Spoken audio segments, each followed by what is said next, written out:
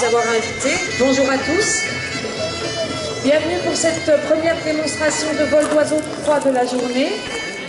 Alors vous allez voir différents oiseaux, différents rapaces voler parmi vous.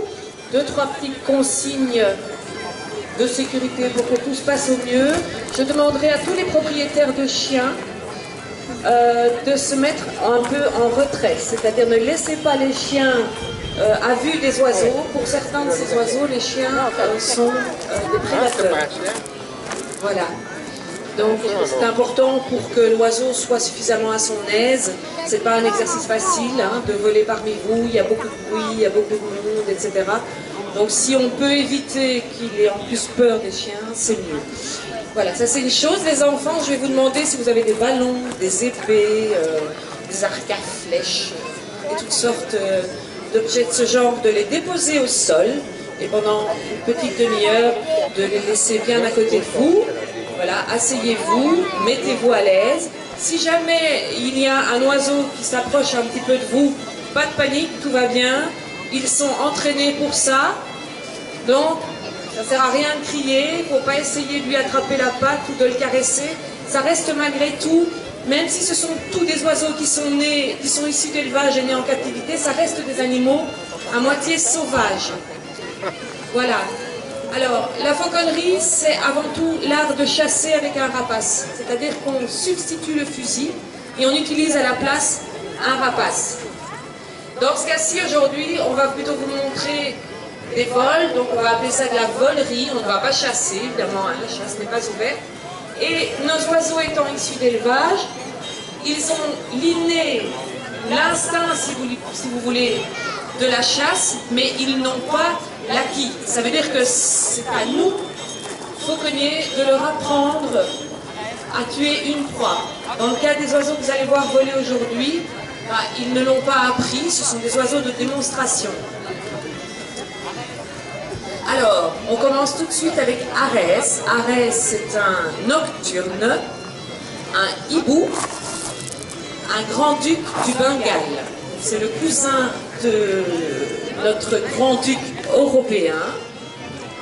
Comme vous le voyez, il est un petit peu plus petit, un petit peu plus clair aussi. Mais il a la petite touche bien particulière à tous les grands-ducs, c'est-à-dire la petite ligne au-dessus du sourcil. Et ce qui distingue le hibou de la chouette, les enfants, est-ce que vous savez ce que c'est? Pourquoi est-ce que c'est un hibou et ce n'est pas une chouette? Vous avez une idée? Quelqu'un a une idée? Oui. Les aigrettes, c'est quoi les aigrettes? C'est les plumes qu'il a sur la tête. Super, ouais. Donc ce sont bien des plumes, ce ne sont pas des oreilles. Les petites aigrettes qu'il a sur la tête, ce sont donc des plumes d'humeur. Tous les hiboux ont des aigrettes, toutes les chouettes n'en ont pas. Voilà, comme ça, quand vous vous posez la question, ben, vous vérifiez, puis vous pouvez les mettre dans la catégorie.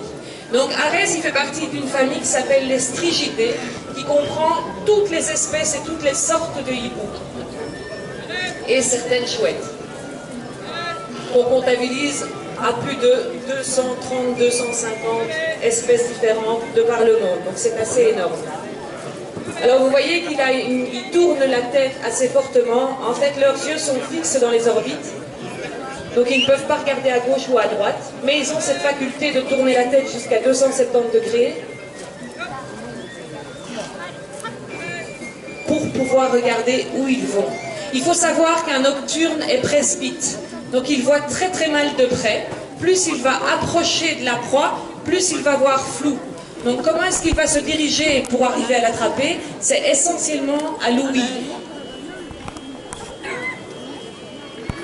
Mais du coup, il est extrêmement sensible au moindre bruit qu'il entend de part et d'autre. C'est pour ça que c'est important quand on travaille avec eux, d'essayer d'être le plus calme et le plus silencieux possible pour qu'ils puissent repérer exactement où est-ce qu'il doit aller. Allez, Arès, viens. Hop. Allez. Arès. Vous voyez, là, il tourne la tête, il voit du mouvement, il entend du bruit derrière lui. Hop, il va vérifier. Allez. Allez, viens. Les nocturnes sont assez méfiants de nature. Allez, Arès. Viens là. Allez. Et vous l'entendez se manifester, là. En fait, on travaille avec eux dès qu'ils sont bébés, ils sont petits, ils sont encore en duvet, on les nourrit à la main. On appelle ça de l'imprégnation. Hop. Hop. Donc cette petite conversation qu'il a avec son fauconnier, ça démontre bien qu'il est totalement habitué à l'humain, qu'il lui fait confiance. En fauconnerie, c'est vraiment un travail de confiance entre